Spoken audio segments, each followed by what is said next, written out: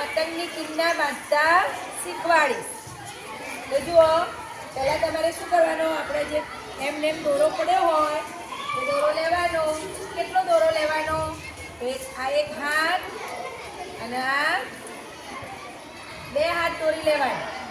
એક અને આ બે હાથ દોરી લેવાની. પછી દોરીને કાપી અને એના બંને છેડા હોય એ ભેગા કરવાના. જુઓ, આ બાજુ બંને છેડા ભેગા કર્યા. હવે શું કરવાનું, તમારે આવી પતંગ હોય તો એને કાણા પાડવા પડે. શું કરવું પડે? કાણા પાડવાના. ચલો, આ પતંગ સીધો કહેવાય કે આમ? આ પતંગ સીધો કહેવાય. કેવો કહેવાય? તો હવે આપણે આકાશમાં આમ પતંગ ઉડક, આમ ઉડક, આમ ઉડક. દેખાય કઈ બાજુ? આ બાજુ દેખાય. તો હવે ગાંઠ આપણે કઈ બાજુ મારવાની? આ બાજુ ગાંઠ મારવાની. તો હવે આપણે ગાંઠ મારવી હોય તો આ પતંગને આવી રીતે ઊંધો મૂકી દેવા. પછી આ બે છેડા આપણે ભેગા કર્યા હતા એ એક કાણામાંથી પરોવાના. આ ઉપર બીજા કાણાથી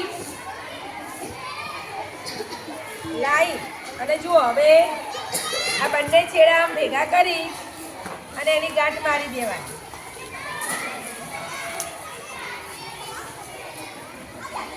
ચલો, હવે એક બાજુ ગાંઠ મરાઈ ગઈ.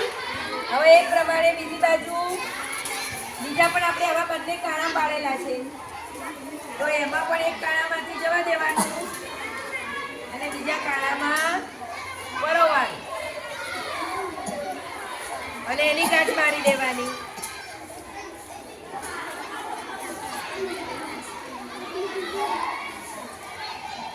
ગાંઠ મારતા કેટલાને આવડે છે?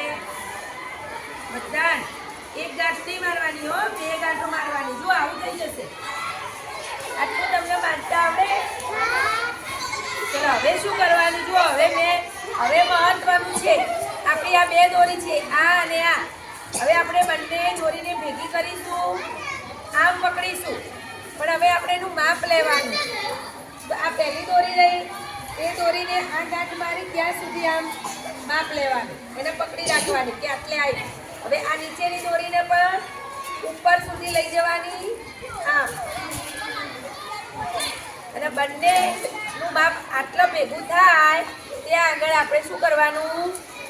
ગાંઠ મારી દઈશું.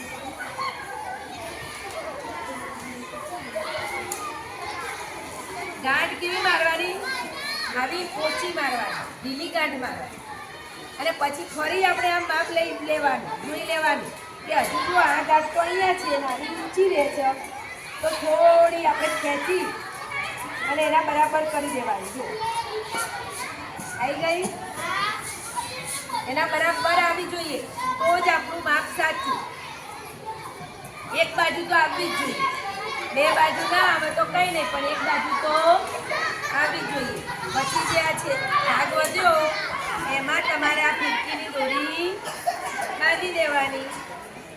ચલો, આપણો પતંગ હવે ઉડવા માટે તૈયાર થઈ ગયો.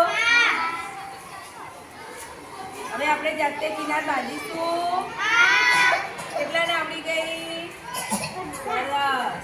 કાલે બધા કિનાર બાંધી અને સરસ મજાના પતંગ ઉડાડશો. કેટલા ઉડાડશો?